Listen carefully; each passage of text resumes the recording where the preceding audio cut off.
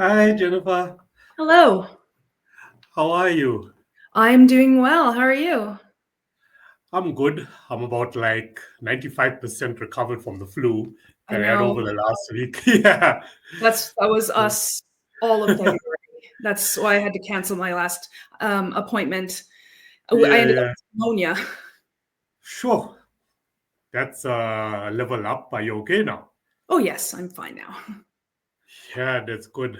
That's just, I'm not sure on your side of the world, but on our side, like the weather has just been crazy and that like Mm, affected me. yeah, When same anybody here. asks me, yeah, how's the weather in South Africa? I'm like, global warming on steroids. Doesn't know what it Yes. wants. But Yeah. that was the result of that. Yeah, but I'm glad you better. I'm glad I'm better. I'm glad I'm here. I'm glad you here. So what's the average? It's still morning for you, right? It's correct. Yeah. Sorry, I didn't catch that. It's still morning for you. It's like midday, so it's 11 Midday. a.m. here. Yeah. It's 11 a.m. So Yes. what's the average morning for an awesome author? Scramble to get my kids out the door. um, Say goodbye to my husband, get him out the door, do a bit of cleaning, and then start writing So you write like every day. every day. It started as my um, hobby, turned into a passion. Now it's my obsession slash cheaper than therapy. So besides your books, which we will get to, like, do you just write on your books or do you do blogging as well? Any I other do some materials that you blogs. write? Yeah, I do some Okay. blogging. I started out actually doing poems. When I Nice. was younger, it was kind of my teacher got me into it. So I started writing poems and then I went into short stories and I just sort of write whatever I feel inspired to write. What sort of poems should you write? A lot of like nature to do with, like forests and mountains, because that's kind of where I lived. Or, emotions and dealing with like teenagehood. Yeah, yeah, yeah. Well, I mean, it's still important and relevant in 2025 for Hmm. teenagers. It Yes. is. Yeah. Yeah. Okay, so for the first, now 20 minutes or so, like, I just want to chat about you, your background, your history, your story. Mhm. Um, Clearly you were always a creative. I've met so many awesome authors where they only realize their true potential at a later stage in life, whereas Yes. you started at a young age, started with poems. So Mhm. let's start there. Let's get to know you. Yeah. I started writing 34 years ago and I needed a creative outlet. I didn't have a whole lot of friends. I was kind of, a bit of an introvert. So I kind of stuck to my own little bubble. But I was a very creative thinker, very out of the box thinker. And I did a lot of people watching. But I needed a creative outlet. And my mom had bought me a typewriter. Yeah, I'm that old. Um, and I started on Not this that type. old. It was fancy. It was a Old, not pretty that electric. old. It had like a whiteout strip, and I presented Yeah. to a great class. I had no idea what a typewriter was. Um, yeah, so then I started to write short stories. First, like scenes of short stories, just to get an idea. I couldn't find anything I wanted to read, so I started to write more and more. And then I had never shared anything. In 2019, I was diagnosed with autism and ADHD. And then later on, I was diagnosed with dyslexia. Looking back, it totally makes sense. But it wasn't until that diagnosis I thought, well, maybe writing is my special interest. So I got brave and I sent my first manuscript for my series, titled The Ascension. I sent that off to an editor thinking, well, the worst they can say is it sucks. And if they do, I know I'll move on. But they came back and they said, this doesn't suck. You should publish. So 2 years later, I did. Wow, that quite sums it up. Um, so, I mean, living with autism and ADHD, finding it out at such, a late stage, you said Mhm. 2019 when the diagnosis was done, Yes. before you actually found out what exactly it was, like, Mhm. how were you going about life? Yeah, I was understandable how you were an introvert, makes sense, I and always struggled to fit in. And it's like everybody else had the script and I had nothing. And I was like, what am I missing? I didn't know how to talk to people. And I would come up with my own strategies to deal with things. And I made notebooks of conversations so that I could learn how to talk to people. I was like, okay, so-and-so said this. This was the reply, and there was a smile. So whenever somebody says that to me, I'm supposed to say this. And I had notebooks of conversations that taught me how to speak to people. So it was my script. I made my own script. But I had, looking back, I see a lot of the signs that were there. I honestly thought my parents were going to show up one day and say, oh, there's a big mistake. You don't fit in this family. Maybe you're not even on this planet. Yeah. Yeah. My sons were diagnosed first, and that's what got me thinking. And then I received my diagnosis a year later. Wow. So that was like in the bloodline, that notified me, okay, this goes way back. This is quite inspiring, for up and coming independent creators as well that could be also facing the same, healthcare issues and thinking to themselves, something is wrong with me, and always worried about what people are saying or getting judged. But here you are today, a successful author, overcoming all of that, living with the conditions and living your best life. Like, wow, I couldn't ask for. Yeah, I've tried really hard not to think of it as a disability. It's got challenges. It's very challenging. For me, I know I have a lot more stress and anxiety. I've used the examples to explain it to my children that it's like your brain is a computer, and you've got every single possible window open. And you're running a video in some spot. There's a music playing over here. You're trying to find this one window. And then, you become overwhelmed, and then you get the little, it shuts down, it freezes, and you get the little swirly wheel of death where it's trying to load. So you get overwhelmed really easily. But when I tell other people that I have autism, a lot of the responses are either, oh, you don't look like you have autism, which, it's not something you can see. You can't see depression. You can't see anxiety. You can't see, mental health things. Or they'll say, oh, what's it like to have autism? And I'm like, okay, well, tell me what it's like to not have autism, and I'll tell you what it's like too, because I don't know anything else. It's all I know. Yeah. I mean, that's what I'm talking about. Like, so many people get, let down because of that judgment, you don't look like you have autism, Yeah. How would you know how it looks? Yeah, exactly. How would you know what I'm feeling right now? Yeah, but then, you can't see a feeling. You can't see a thought process. But there's still a lot of education that's happening in that regards. When I was a kid, there was nothing. Nobody knew much, unless you were a disruptive student, and I never was. There wasn't much attention paid to you. So, yeah. I'm thinking about those old school movies way before our time, something like that happened. They probably thought it was witchcraft, Yeah. Call an exorcist, we need an exorcist.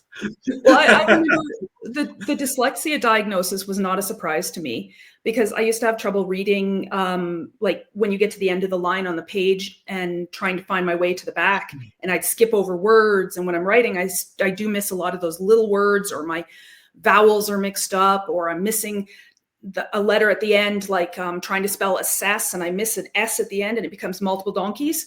So I used to take my bookmark, and I would just go down a line, go down a line, go down a line. And my teacher took my bookmark away, because she says, that's not how people read, because it just wasn't that education, right? So being a little ornery brat that I was like, well, I'm going to use my finger. You can't take that away from me.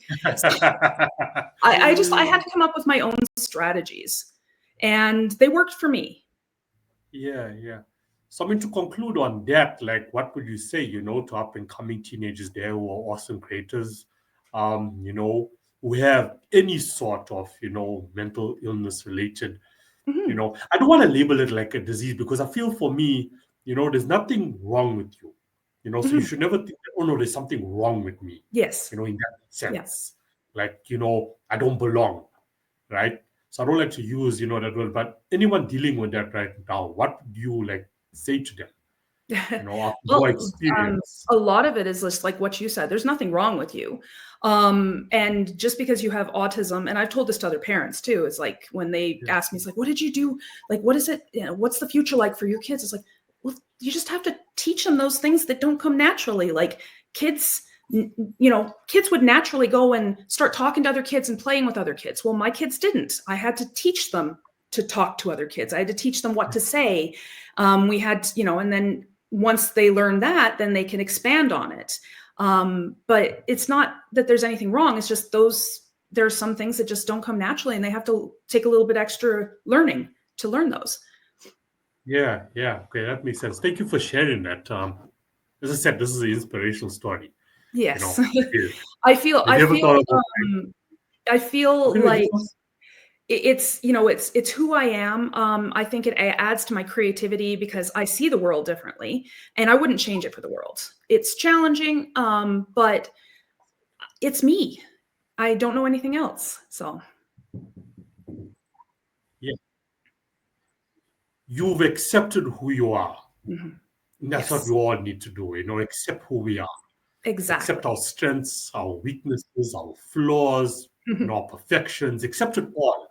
Yes. Embrace it. That's And going to bring if out, you your true potential as a exactly, human. and if you can't accept any of your flaws and weaknesses, how do you overcome them? Exactly. How do you work with them? Like what you Mhm. have done, you Yeah, work with it. exactly.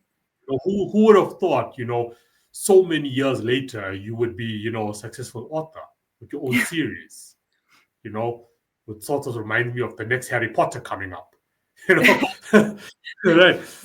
But no, thanks for that. And thanks also for being, especially on a podcast or any sort of interview, being open with it, Mhm. where so many, hide it, don't want to show Mhm. it or, Yes. share their story, with the world of how they got here, Yes. you know, thinking everything was perfect when it wasn't perfect. Oh, it'd be Yeah. boring if No, everything was perfect. Life would be boring. it would. It would. If there's no challenges, Yep. psychologically, mentally, physically, with anything, if writing a book wasn't challenging at certain parts, Oh, what would be yeah. the point? We'll all just be staring at each other. Doing Mhm. what? I Yes. don't know. Well, there's two interests that you have that I have also been interested, within my life, and that's healthcare and psychology, which I read about you. Mhm. Besides this podcast, just a bit of topic, I'm also a co-host on another podcast, which is called Talking Back to Suicide. And I co-hosted with the retired child psychiatrist from Oregon out in the States. So, it's things that really touch us because we feel, many people, if we just mention the word suicide alone, that's what we're trying to prevent. Yes. The mainstream way of handling the situation is not working, Sometimes I feel like it's deliberately not working. But with you sharing, your story, it helps independent creators because that's what Mhm. this podcast is like. It's about getting to know the author, getting to know the work, but also I love the authors that come on or any sort of creator that comes on that also shares, inspiration, their organic story. Because there's Yes. a creative out there, who will listen to this podcast and be like, I have ADHD, and I feel like it's just roadblock after roadblock for me in my life. I don't know what to do about it. But here we go. Meet Jennifer Shaw. Yeah. Yeah. What does the M stand for, by the way? That's my middle name, Melissa. Melissa. Jennifer Yes. Melissa Shaw. I love Yes. it. It flows. It flows. Yeah. Yeah. Okay, so let's jump into, your writing career, the Callum series, how it all got started for you, why that specific series, and then we can move over, to your character development. You go for it. So I'm a big like Lord of the Rings, Game of Thrones. I like the supernatural TV series. The big Uh, inspiration for this series came when I was watching a Netflix show called Merlin. And I started thinking, I was like, what was Merlin like before he was, famous and working with King Arthur? And then it just kind of the thought started to spin. When I started this series, I had this big question: is like, what if fairy tales were real? Monsters were flesh and blood, and we just didn't know it. And I kind of ran with it. I didn't intend to do a series, but I spent so much time developing this character and this world that it just seemed like I needed to go farther with it. So with my series, there's our world, our time, and a coexisting magical realm. But there's a veil that separates us. And we can't see or cross this veil because as humans, we don't have magic. But these creatures from this magical realm that do have magic, they can cross over and they become the inspiration for our mythologies. And then Callum Walker is a young man born with the ability to use magic. He doesn't know why. He's trying to make the most of it. And he gets embroiled in what's going on in this magical realm. And then through the series, we see him trying to figure out who he is, where he fits in, because he's too magic for our world and too human for that world, and then master these abilities to survive. So like, okay, so let's take a deep dive here.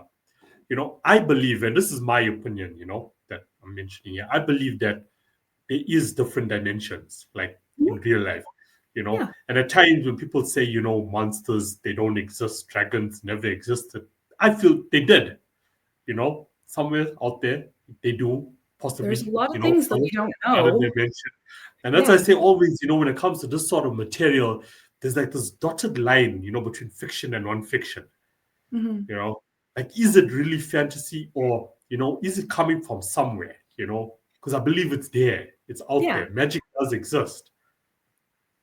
Well, even our myths and legends, a lot of them have crossovers from other cultures across the ages, and there's a lot of similarities. Too many, like before people were traveling, so there's got to be something that inspired that. Exactly, it came from somewhere. Like I've been reading, like lately into like quantum physics, like deep into it. Trying to figure out like a lot of things, a lot of stuff going on. And when you explain, how you came across, writing your book, I'm like, this does exist somewhere. That's what I believe, That's my spiritual belief and how I see the world. I don't see the world for what, 95% or 99%, not even 95%. See it as just like, black and white. That's it. You're born, you live, you die. I don't see it that way. Yeah. No, I know there's a lot of things that science still can't explain, but just because they can't explain it doesn't mean it's not existent. I mean, in the age of cameras, there's a lot of camera footage that can be manipulated, but there's a lot of sightings of things that they cannot be explained. And just because you can't explain it, doesn't mean you should dismiss it. It means something. There's something there. Yeah. Or we can all just find it in your books. That stuff in my books comes out of my head, though. So you want to elaborate like on that, like, the whole series, like, till date, your creative process, the storylines, your character developments. How does it all come to you? Like, what works? I see it as a movie in my head, really. And then when I'm writing, I write down what I see. I get stuck for ideas. I put my headphones on and I will leave the house and listen to my music, and I'll be walking. I'll come back an hour and a half later, have no idea where I've been, but I've played through an entire series or book in my head, all the adventures and how they're interconnected, and all the people and the characters in my stories are interconnected. It's just, it's entertaining to me, but the thoughts keep me awake. So I write them down in stories. Like your spiritual gurus will say, which I also believe in, is that it's all downloads from different dimensions. It's all downloads. Yeah. It's all downloads. It just comes to you. Have you ever had the thought, where you stuck on something and you're trying to figure it out, and you just give it some time, take a walk, take a run, spend some time in nature, whatever works for you, go to the gym, and then boom, all of a sudden, Or like I've had like, these moments where you're just sitting and you're doing nothing, but then there's these, which is now I can understand, with you. And it's like these words just keep running. Yeah. You have to do something tomorrow. It can be as basic as sending out, an email, and it's coming there. Say this, say that, say this, say that, say this. And then the next day you wake up and that's all I'm doing. Okay. That's it. Boom, done. Like, how do we explain this? My brain is that computer that never shuts off. Oh my word. I can see listeners tuning in and be like, "Yo, these two are going crazy." When I'm with my writing, and there's been some times, and it's created really good scenes where I have my characters set up, and I'm like, I don't know what's going to happen, and I just keep writing. It's like, and I'm inspired. I was like, oh, I didn't know that was going to happen. I want to see where that goes. And I just keep writing and let the ideas flow. And then I'll either get to a point where I'm like, wow, that came out of my head. How did I think of that? Yeah. Or I'll get to a point where I'm like, ooh, that came out of my head. What is wrong with me? Exactly. Or do you have moments where you like wake up the next morning after you've written down what came to your head and you're like, okay, now you try to overthink it. Is it correct? Is it not I correct? usually come up with more ideas to put in. So I don't have Is I it? don't have Right. couples with an abundance of ideas. It's weeding them out that I need to help Yeah, with. yeah, yeah. I love that how it just comes out for you and you just flow with it. You don't overthink it. You don't, think twice about, changing it. You just flow with it. Yeah. That's it. That's it. Yeah, the rough That's how draft we is should like. always just for you. You can write down Yeah, everything you want and then you take it out. You can't in the editing stage, it's easier to take things away than it is to add stuff. So, okay, so after the download happens, you write it down. So I'm gonna assume you still work with an editor. yes. Okay, so you send, your draft to the editor. Mhm. Now, between what you've written down, which now is natural, versus what the editor wants, how does that relationship work for you? I like to learn. So for me, I want to be involved in the editing process. So I Yeah, will, because I want to be a better writer. yeah, And I will actually send messages and I will meet after the fact and I'll flag things like, why did we put a comma here when we didn't put a comma up here? Why do we capitalize this and we don't do that? How did you change one word in this sentence and made it completely different? And so I yeah, want to learn yeah. how to do all that. So I like to work with an editor who will teach me. Yeah. So, I mean, when that happens, I'm going to assume, okay, it's like, face to face. Is there ever like disagreements that go on? Because each relationship with each editor is different from what I've Yeah, valued. I Yeah. wouldn't say I would say maybe, we there's objections to certain words and stuff like that, but I try like you don't want to get stuck on words because in the end like that It word a means lot of times I'll be like, I want words, I want that word, I want to use that word, and then I end yeah, up taking it out anyway. So, um yeah. if there's a valid reason for what they've done and they can, Yeah. like if there's something that I'm like, I don't know, I don't like how that sounds, but if they can show me, hey, this is the rules and this is why we did it. Okay. All right. I get it. Okay. Maybe we It just makes take the sense. whole sentence out or rework it all together and stuff like that. But yeah, I like Yeah. to, yeah, there's not really disagreements. That would be a very unprofessional relationship. If words. Yeah. No, but believe it or not, there's authors I've interviewed who have that sort of relationship. Not that they're physically hitting each other, but the author has written this, and then the editor's like, no, it needs to be like that, and the author's like, no, but I want it like that. So you get that, but it's like it's still a respectful relationship. It's just that Yeah. what's going to work for the market versus what your creative process actually Mhm. wants, which I kind And at of the get. end of the day, I'm the boss and I can say yay or nay. And I can say, nope, I absolutely do not like that sentence the way it's done, and just reject it and just say, I'm going to keep it the same way. And I'm the author, I'm the Yeah, yeah, creator. I yeah. can do that. It may sound funny to other people out there. My editor may not like it, but at the end of the day, I'm the one that's the Yeah. boss. So Yeah, yeah, yeah. It starts and ends with you. yeah. So, so technically speaking, at the moment, you're fully independent and you work with an independent editor. Mhm. Yes. That sort of model you have set up for yourself. So it's not like it's a company, where it's like, Yeah. okay, this is the rules and regulations, and this is what we're going to stick to. And if we say correct this, that's how it's going to be. That red Yeah. tape, that creates red tape, Yeah. I'm which a we bit of don't a want for Yeah, exactly. I'm a bit of a creators. control freak when it comes to my creative works, and I did have a couple of contracts that publishing companies had offered me. There was two of them, but they wanted to buy the rights, and I'm like, that's like selling my children. And then they wanted to make Yeah, changes to them, and I'm like, this is like buying the Mona Lisa and drawing eyebrows on her. You just don't do that.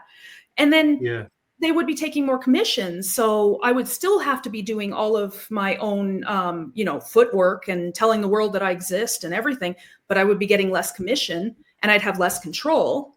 So it just made sense for me to just self-publish. yeah, 100%.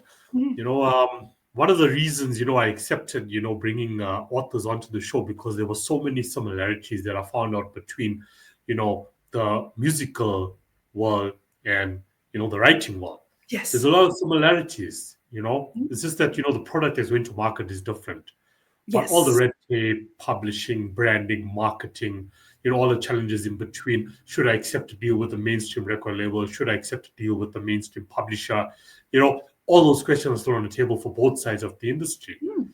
So, and that was what like made, the show become so much more awesome because it just showed how linked, creators are. And that's what Yes. I'm doing right now is I'm bringing creators from different sectors of entertainment all in one Mm. place. Like, and the one can learn from the other. Yes. Yeah, exactly. Now, yeah, exactly. An author can bring up a challenge, but a vocalist, for example, who's starting off an independent career, can tune in and be like, listening to Jennifer now and be like, okay, no, I've also experienced that, but not on the writing side, on the musical side, but this can help me. Yeah. So yeah, that makes I it know. cool. I had this conversation with my husband because he's not a reader. So he didn't read my stuff. He kept telling me, yeah, I'll read it. I'll read it. And I told him, I said, if I was an artist, like I drew, if I painted or I drew, you'd be looking at it right now and you'd be like, oh yeah, that's your artwork. Because Yeah, I'm an author, my artwork takes a little longer to appreciate. yeah. Have you done audiobooks? I was gonna say that I've had give him the requests for audiobooks. audiobooks and I'm looking Yeah. into it. Yeah. That would work. It would work. Then he has no choice. Then okay, you don't want to read No, it. I Listen to twisted his it. arm. He's read my first 3 books, and then my 4th one is coming out this year. So he's in line to read that as well. Okay, nice. So, how long exactly does it take you to put your book together? The rough draft can take anywhere. I've done a rough draft anywhere from 2.5 weeks to 3 months. Editing takes at least 3 times that long, somewhere between 9 months to 18 months. Wow. Yeah. Wow. Because you want it to be perfect. That's where you're refining everything and you're polishing it up. If you, Yeah. building a house does, you build the structure of the house, that doesn't take nearly as long as doing all the finishing products and the paint and the molding and the cabinets and counters and stuff, the flooring. Yeah. Those are all those details that take a lot longer. Yeah. It just makes me think, because this is the first time, someone has actually mentioned it. When I asked authors how long does it normally take, they would say, yeah. But now, based on what you have just told me, they've probably also taken, about a month to put their first draft together. The rest has just been waiting on editing. Yeah. Yeah. But the rough drafts are a mess. Like, you've got all your ideas in there. You've got like a backbone. It's like a blueprint drawn by a child. Especially with content like yours, I can only imagine, like the ideas that just flow. And during the editing process, do more ideas come up like, yeah, I should add something in there and I should add something in there. I can just imagine that happening. And then you got to edit those additions, Yeah. So it's more editing on top of editing. Yeah, I mean, there's multiple layers of editing. So there's what you would start with would be a developmental edit. And that's where they look at the story. They look at the flow of the story. They look at consistency. Did your character's eye color change from one page to the next? Yeah. Is their name spelled correctly? Did you use too many body beats? Does the action flow? Is it easy to visualize? Those kind of things, like the story elements, right? There's no big gaping plot hole halfway through. Those kind of things. Once all that's addressed and your editor will make comments and take out some things and put in some recommendations for word changes and such. Once all that's done, you send it back to them. And then they do what's called a line copy edit, where they do every single line and make sure all the commas are in the right place, make sure every sentence flows. And once you're done that and you make all those changes, then you send it back to them for a proofread so they can catch things that got missed because we're all human. And then once you're done that and you input all those changes, you send it to your beta readers so that they taste test read it for you. And if they say, hey, this character is not very strong, they should be stronger. Now you got to go and add those changes in, send it back to your editor. Sure. Wow. Yeah. So that's why it can take so long. Yeah. It's understandable why it can take so long, right? Yeah. So beta readers, that's the first time I heard about that, on the show. Well, they have beta players for like games and stuff. Yeah. Even like for apps and stuff. Yeah. Yeah. So like how does the author now get beta readers? Is that just based on the community following you for word so of long? mouth. Okay. There are some places who will say, hey, I'll charge you X number of dollars and I'll beta read your stuff. I wouldn't go with them. It shouldn't be something that people are paying. You have to pay somebody to do. I wouldn't recommend getting family and friends to beta read for you, but friends of a friend might be good because a family and your personal friends are just too easy for them to become biased. Yeah. And they are unbiased. I'm not sure what the term would be, but they're not going to tell you as honestly or critique your work as honestly as somebody who has no affiliation with you. 100%.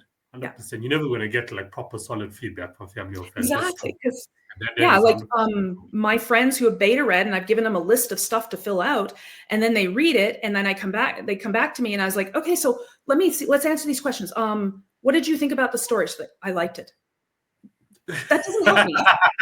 You liked it. It can't be perfect. There has to be something that, was maybe need to strengthen. Where was the strong points? Yeah. Where are the weak points? Yeah. Yeah.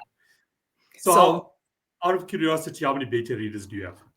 I usually have about 5 or 6. Yeah. Wow. So you're getting opinions from 5 or 6 people. Mm-hmm. And does all 5 or 6 people come back to you and say, change this, change that, change that? No, not all 5 or 6 come back to me. Yeah. It's only like 2 or 3 come back to me. Yeah. That will create like a lot of anxiety for someone like me. Where I give it a 5 to 6 people and they're all coming back, with different opinions, do that, do this, do this, do this, do this. Yeah, I feel it. So when I get something back from my editor, and it would be the same thing, Microsoft Word has the track changes. So it's like the lines are crossing off the words, and it's like all these color, like blue or red marks all over, and things are taken out. And it looks scary because it's like, wow, my rough draft manuscript has now just been butchered. There's bits and pieces missing, and comments off to the side. And I used to get scared when I looked at that, but now I'm like, okay, let's make it as perfect as we can. Let's refine it. Yeah. And it never fails. There'll be typos as soon as you print it out. So in your third book, there's a twist I came across, based on the information, I received, from Mickey, between Callum and Jax. Yes. They're one of the characters. That's like one of the twists. What made you go that, route of that to be a twist? Jax, correct me if I'm wrong here now. So Jax was supposed to come and actually investigate Callum, stop Callum in a way. Yeah, because his mother was the goddess of the veil. She's the one in charge of monitoring and protecting the veil. And Jax is her son. He's a demigod. So his father was a human and his mother is a deity. Okay. And then they become friends. They do because they learn that they're on the right track. And Jax has, he's kind of had a bit of a bullish past, and, he's been running from his past, and he wants to be a better person. He doesn't know how to do that. And he sees Callum, and he has a lot of respect for like Callum, once he gets to know him a little bit better, he he feels guilty. He's, a tough guy, but he's got a good heart. And when he feels bad about hurting Callum after he figures that, feels like they're on the right track. They're on the same path and they're doing the same work. Yeah.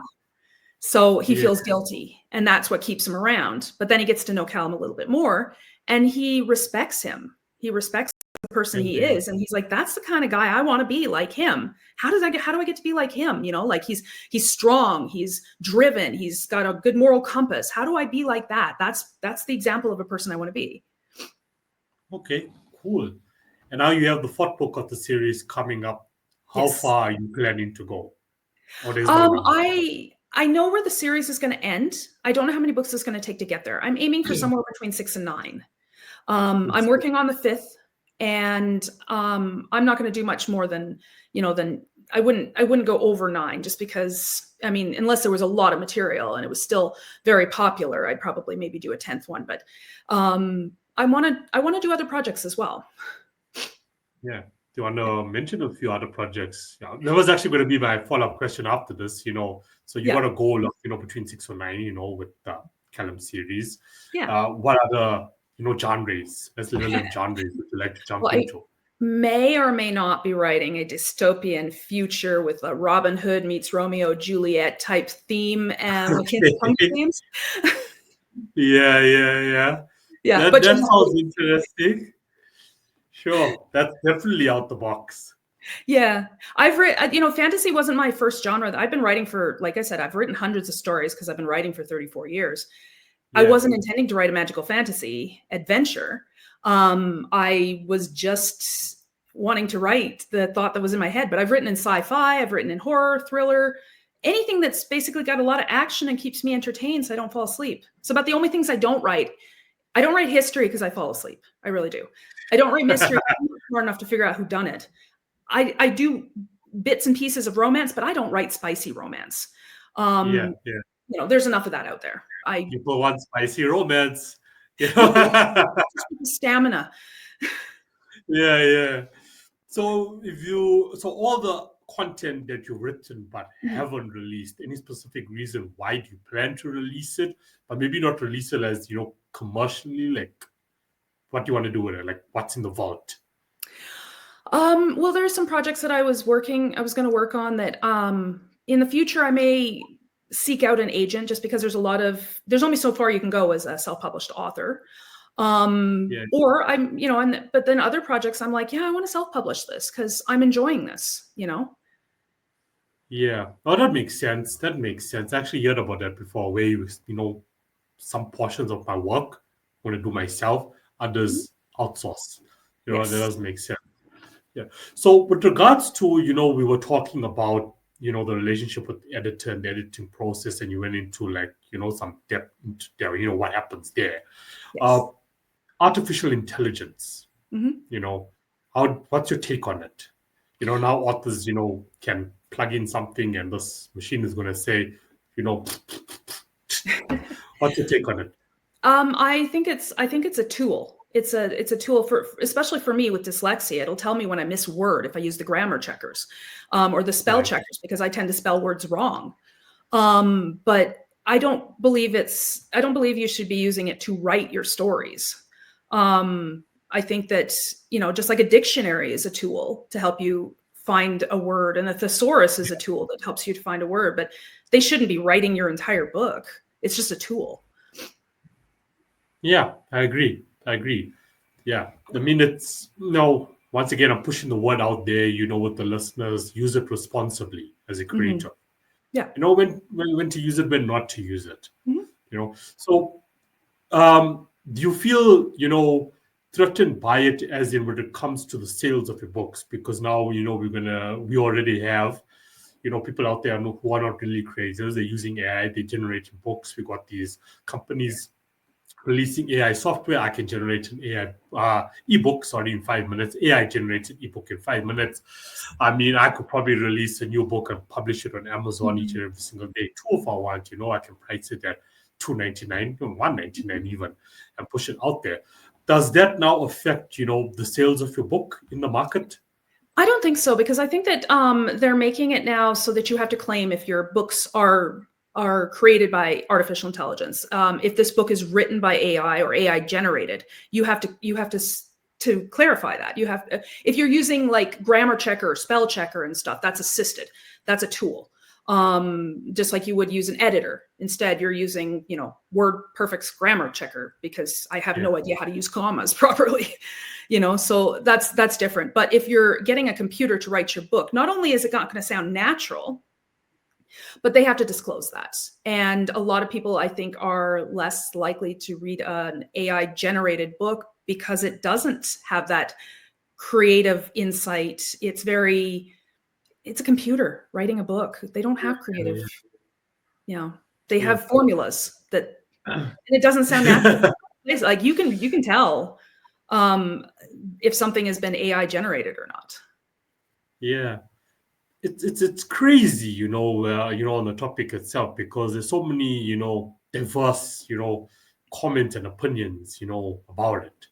Yeah. Like when I look at AI, in the music industry, it's gaining momentum, they're trying to implement copyright laws. The mainstream labels are on both sides of it, on one end they're saying we're against AI, we're not going to allow it, and we don't want this. But on the other side, they're investing, in big tech companies as well. They're part of the development process of it. It's going to play a huge role in the future to come. Yes. It's not like a creator can just push it aside and say, it's never going to happen, So it's like, for me, it's like, just like, let's see where it goes, let's see where it goes.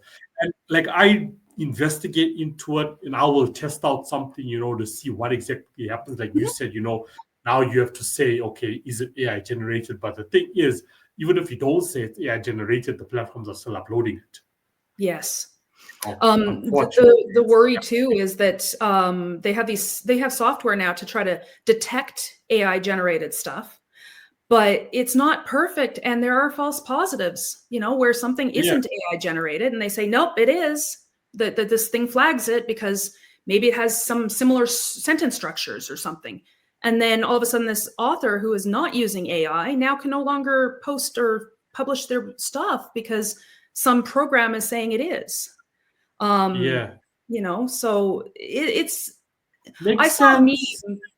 Yeah, I saw a Yeah. meme one time that kind of summed it up, and I thought it was really cute. It was saying something along the lines of, AI was meant to make our lives easier so we could be more creative, not create Yeah. for us so we can do all the other stuff. The PA, Yeah. personal assistant. Yes, it was supposed to be an assistant. It's a very critical point you mentioned there, which I never knew about, that, with those checks, or as they never know about, but, not something I've ever discussed on the podcast, but, an organic creative artist can get affected as well if they've Yeah. never used AI, Yeah. because of similarities. Let's just say, for example, I go on to Grok 3. Okay, so I actually, I sign up for all these platforms. So when Elon Musk decided to launch Grok 3, I signed up. I was on the waiting list. I'm like, okay, now let's test out Grok 3. Let's see what I can do. And I was blown away. I'm not gonna lie to you. I was blown away when I compared it to ChatGPT and DeepSeek. I was like, yo, what's happening here? Yes. What's happening here? But the thing is, we feeding, as long as we're in the digital era, we are feeding as humans as well. You're feeding the machine. So there will Yes. be similarities, as you say, like in a sentence or what was Mhm. you just. So it's easy to say, okay, no, your work was AI generated. Meanwhile, it wasn't. It's Yeah. just that the machine learned from me as well, somewhere, Yep. somehow. I Yeah. could have I used don't it think as you a can get a personal. machine to tell if another machine. I think it would be very difficult to have a machine that would, read in a certain way to tell if another machine has written in that way that they're reading. It Yeah, takes yeah, a human to realize that, hey, wait a minute, this doesn't sound natural. The dialogue is very stunted and there is no flair and, insight into this. yeah. I feel you. I feel you. Well, I guess it's a topic, where the discussion can never just come to like a full stop, right? Yes. We'll see what happens with it. And, Yep. it's one question I ask each and every single creative, each and every single week, because I want, independent creators out there, up and coming ones now listening to the show, to learn from the word go, from professionals Yes. out there. What are they doing with AI? Yeah. Because I don't want independent creators to think like, I got no other option now. If I'm going to sustain myself as a creative, I need to jump on AI. But then I get so glued into it that is writing all of my content. Yeah. Then I'm going about it the wrong way. Mhm. It's not the way I should go about it. Once again, tool, guys, tool. Use Yes. it as a tool. Okay, Yep. thank you for sharing, your uh, expertise on it and how you feel about it, and how we should actually go about it. So, this is for my personal knowledge, out of curiosity. Mixed martial arts. Why is that an interest for you? It's not mixed How does martial that fit into your life? arts. Karate. I did karate for many years. I have 4 younger brothers. I'm the oldest. I'm the only girl, and I was stuck babysitting them many, many, many, many times. I had to have some way to keep them in line. And that's how it came about. So that's all. Is it Yeah, something you no, still actually what do? started it was we were moving into a city where they had, a dojo you could go into. It was right around the Yeah, time the Ninja Turtles movie came out. The Ninja Turtles 1, I believe. Well, there wasn't the animated one. It was one where they're dressed up in costumes and stuff. And my brothers were like, "Oh, oh, we the want to normal do one. that. We want to learn that." And I'm Yeah. like, "I want to learn it too." So they went and paid for, my mom paid for their lessons. I had to do a paper route to pay for my lessons because she wouldn't pay for mine because it was those days. I'm a girl. Anyway, my brothers stuck it out for 2 months. I stuck it out for many years and made it all the way to my brown belt. They made it to Wow. like their second belt in. And the only Yeah, reason yeah, I didn't go for my black is because I moved. yeah, yeah.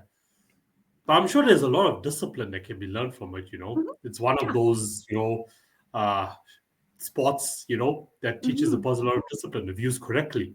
Yeah. Well, and a lot of self-confidence too. I mean, I was in a school where I was getting picked on a lot, and not that I ever used it, but I felt like more confident knowing that I could defend myself.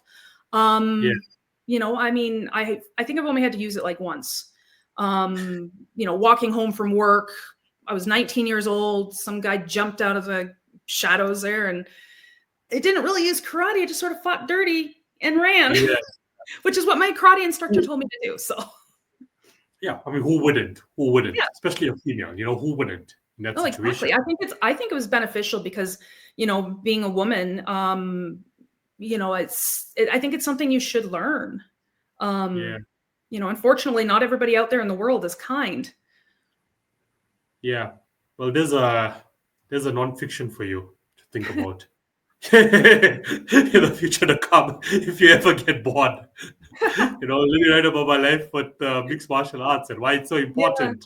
I mean, I'm not really a girly girl. I'm not into girly girl things. So, I mean, yes, I'm creative and stuff, but I mean, crocheting, knitting, those kind of things are just so boring. I'd rather go out and like go to karate class or go to the gym or hike. I love nature.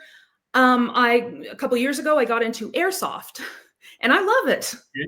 And I'm like, a lot of the times I'm the only girl that's there. Yeah. But it's okay. It's okay.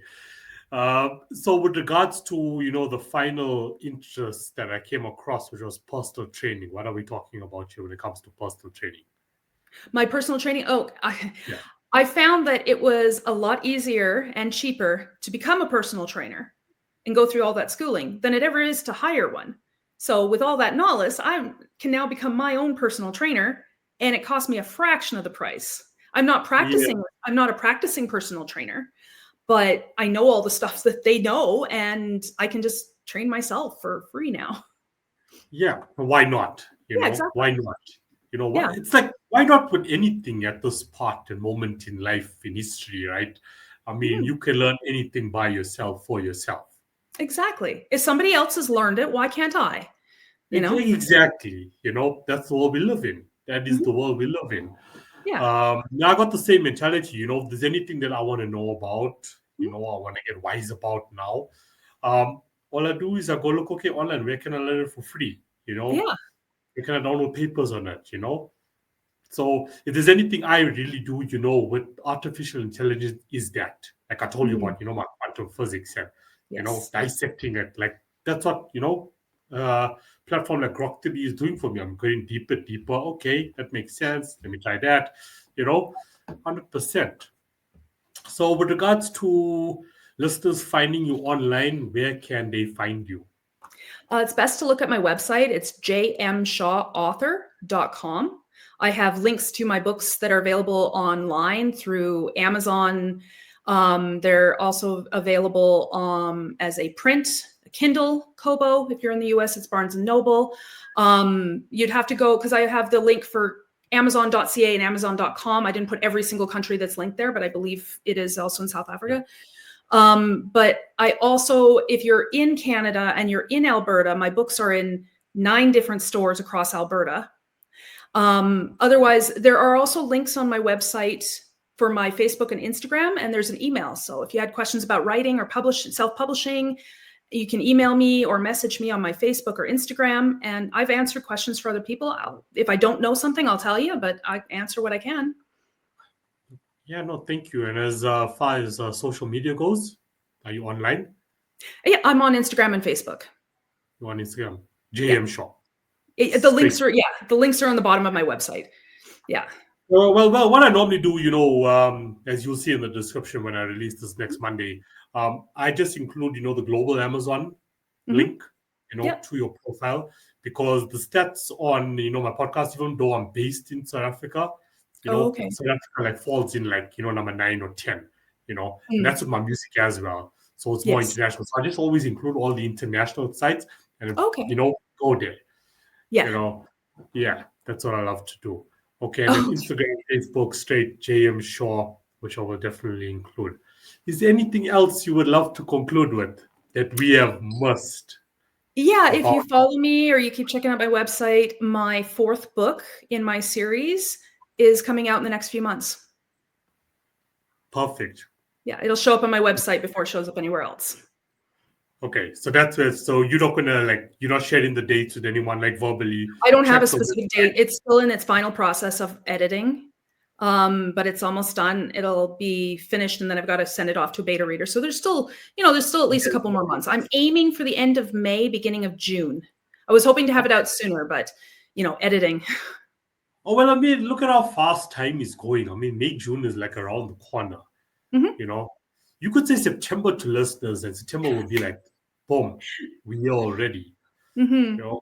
So what? Just one more thing. Since you self-publish, for the physical books, do you outsource that? To get done for you? So when I signed up for a KDP account, which is like the publisher, the author's account through Amazon, I can print my books as an author. They deliver them to my house. All I pay for is the printing and the shipping costs. Okay, so with KDP, okay, I'm familiar with KDP. So besides KDP, you don't use any other. I've checked out the other ones, and for me, being in Canada, because they open up printers in Canada, it's a lot cheaper for me now. A hardcover is still not really an option, as far as I know, at least the last time I checked. If I were to do a hardcover, being in Canada, I would have to have it printed in the US, sent to somebody I know in the US, who would then send it to me in Canada. And that's the only way I could do hardcover. So, and the cost would be astronomical, and it wouldn't be worth it. Yeah. So for listeners, authors out there, check out KDP. I'm actually going to make a note of KDP since we mentioned it, in this conversation. And I'll also just include that link, for authors to check out KDP, because it can honestly make your life as an independent author, so much more easier. Yes. Well, there's other platforms out there too. There's lulu.com, there's Ingram Sparks. I would say with Lulu and Ingram Sparks, they're not as user friendly. They're, a lot more complicated to use. But Kobo as well. My books are also on Barnes and Noble. So the nice thing about Amazon, it'll send it international. Ingram Sparks will also send it to other stores international as well as Amazon. And Lulu does the same thing, lulu.com. Perfect. Thanks for sharing that. It's not only sharing, where people can find your book, but also, providing ideas. Hey, try this, try that, try that. But yeah. Perfect.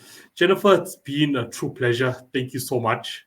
Well, thank you so much for having me. And also inspiring in the same way based on how we started it, and your journey so far and your career so far and the success, you're finding doing, what means so much to you. It's passion, it's love. Well done to you. Well done. Well, thank you so much. Yeah, and keep up at it. And listeners, be on the lookout for book 4, 5, 6, 7, 8, 9. Who knows? I've got a plot plan for 6th. Yeah. Nice. So keep at it and enjoy the rest of your day. Thank you. You too.